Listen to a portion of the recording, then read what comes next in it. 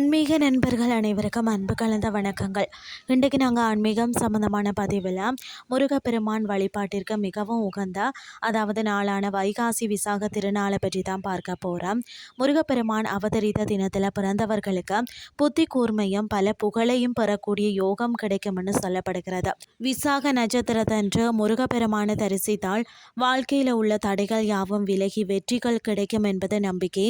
அந்த வகையில் வைகாசி விசாக தினத்தன்று நாம முருகப்பெருமானை நினைத்து மனதில் என்ன வேண்டுதல் வைக்கிறோமோ அவை உடனடியாக நிறைவேறும் என்பது தான் நம்பிக்கை. வைகாசி விசாக திருநாளில் முருகப்பெருமானின் அபிஷேகம் என்னன்னு சொல்லி பார்த்தீங்கன்னா, முருகப்பெருமானுக்கு பஞ்சாமிர்தத்தினால் அபிஷேகம் செய்து வழிபாடு செய்தால் நினைத்த காரியங்கள் கைகூடி வரும்.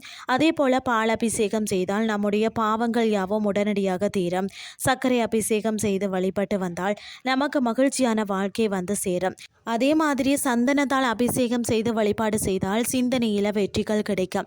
அடுத்தது இளநீரால் அபிஷேகம் செய்து வழிபாடு செய்தால் நமக்கு சந்ததிகள் வளமாகும். அது மட்டும் இல்லாமல் நல்லெண்ணெய் கொண்டு அபிஷேகம் செய்து வழிபாடு செய்தால் நமக்கு பல நன்மைகள் கிடைக்கும். பச்சரிசி மாவினால் அபிஷேகம் செய்கிறவங்களுக்கு தீராத கடன் தொல்லை விலகும். மாம்பழத்தால் அபிஷேகம் செய்து வழிபட்டால் நமக்கு மகிழ்ச்சியான வாழ்க்கை அமையும்னே சொல்லலாம். அதே மாதிரி திருநீரால் அபிஷேகம் செய்து வழிபாடு செய்தால் நமக்கு பேரும் புகழும் கிடைக்கும். அன்னத்தால் அபிஷேகம் செய்து வழிபாடு செய்தால் நமக்கு அரசு வழியே நல்ல உதவியும் ஆதரவும் கிடைக்கும். அதே போல பன்னீரால் அபிஷேகம் செய்து வழிபாடு செய்தால் நமக்கு உயர்ந்த செல்வாக்கு கிடைக்கும்.